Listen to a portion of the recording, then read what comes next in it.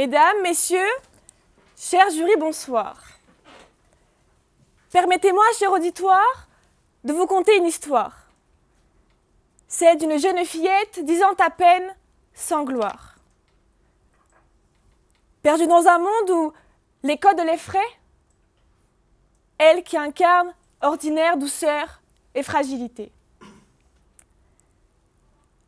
Sociable et tendre, elle cherche sa place, mais la vie la bouscule. Elle se sent alors faible, impuissante face à l'impasse. Alors, ses proches lui disent « Sors les dents, affirme-toi !» À 10 ans, me diriez-vous, mais que comprendre de ces mots cruels? Afficher sa force, montrer les crocs, cela lui semble être superficiel. Pourtant, avec le temps, ces paroles résonnent et dans son cœur d'enfant, leur sens, peu à peu, étonne. Elle grandit alors, doucement, forgeant sa personnalité et les mots de ses proches prennent réalité. Ainsi, avance la fillette, ses dents sorties. Dans ce monde où la force semble être loi, elle apprend à s'affirmer, pas à pas, pas à pas. Mais alors voilà, aujourd'hui, ce n'est plus une fillette, mais une femme. Elle a réussi à tirer son épingle du jeu dans ce monde féroce et à se faire sa place. Plus rien ne semble lui être impossible, voire interdit. Mais n'aurait-elle pas brisé ce fameux plafond de glace? Son récit, certes, n'est pas rare. Moi-même, la première, je déclare, je vise la réussite telle que je le conçois, même si certains rêves sont bien trop grands pour moi.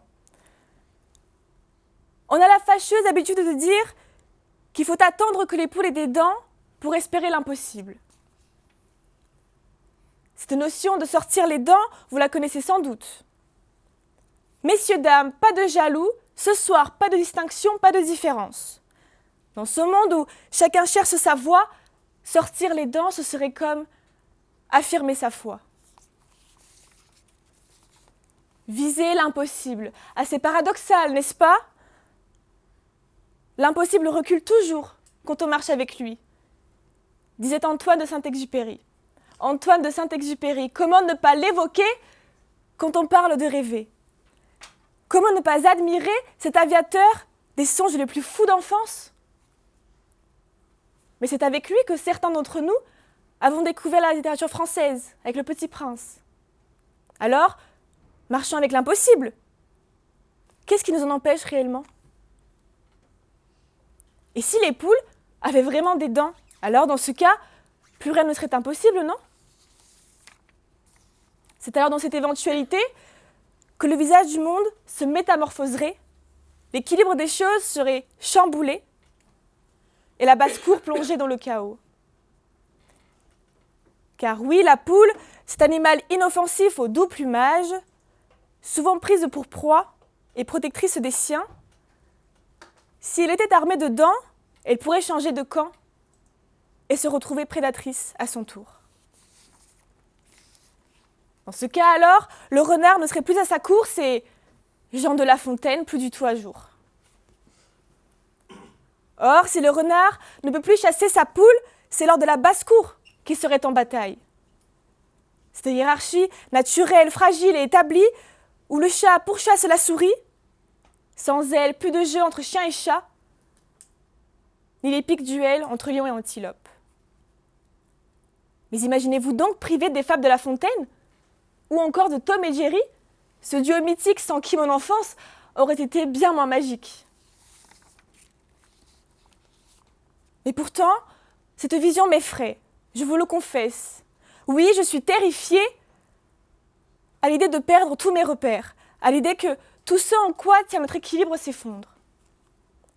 Un monde sans limite, un monde sans foi ni loi, mais est-ce réellement l'ultime idéal?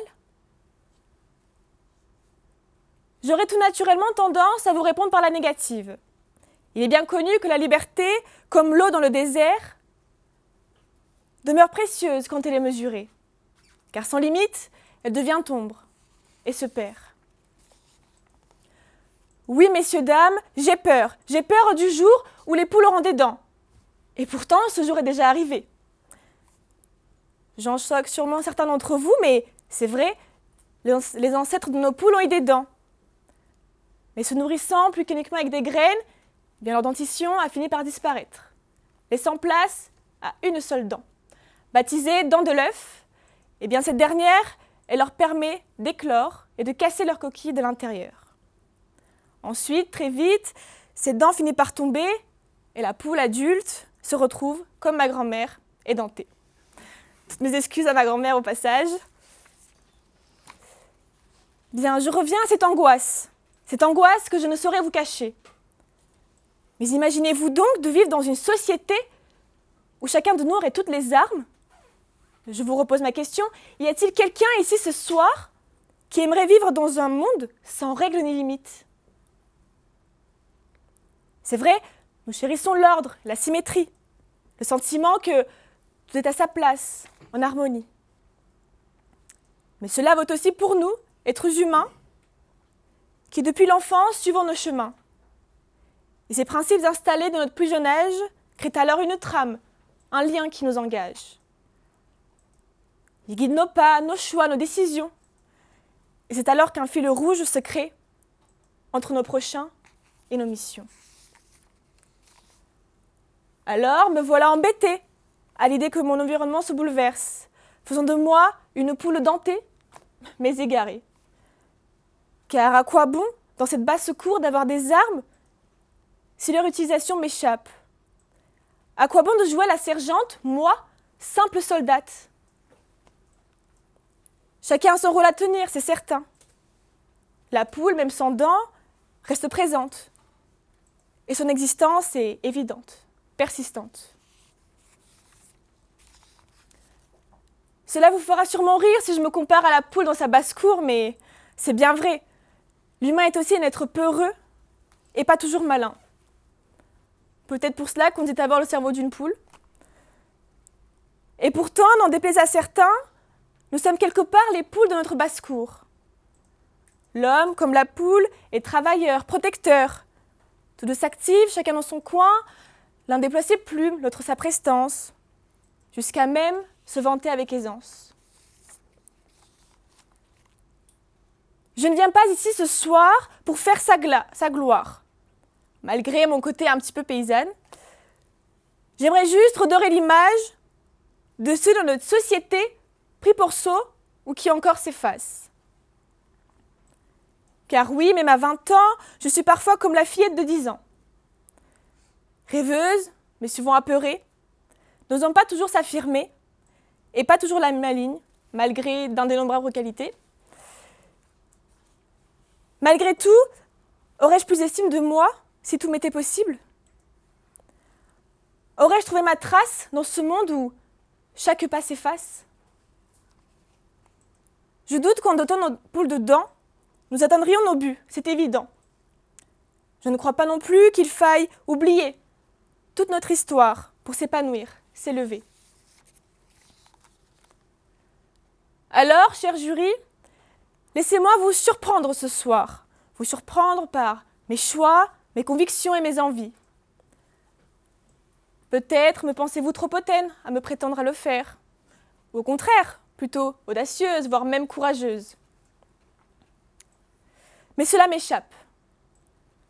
Cela m'échappe et tant mieux, car j'ose rêver ce soir. Et j'ai cru entendre dire qu'il n'y a pas de rêve impossible. Il n'y a que des rêveurs qui manquent d'audace. Alors voilà, je saisis mon courage et je vous l'affirme. Pas besoin de chaos ni d'anarchie, je vous le dis. Plus d'excuses pour se sous-estimer, et même si la poule n'est pas la plus éclairée, elle est douce, protectrice, tendre et couveuse. Alors pas besoin de la changer, de la rendre autre.